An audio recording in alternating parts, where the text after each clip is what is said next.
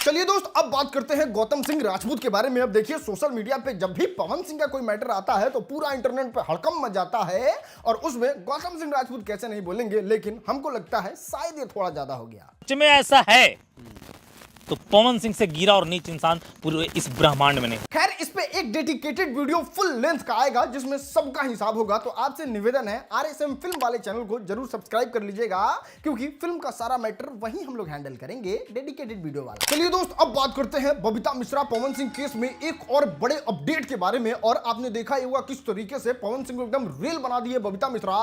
चाहे वो इंटरनेट पे हो, चाहे वो नेशनल मीडिया में हो, चाहे वो इंटरव्यू में हो, हर जगह पवन सिंह को डिफेम करने का एक छोटा कसर नहीं छोड़ रही है।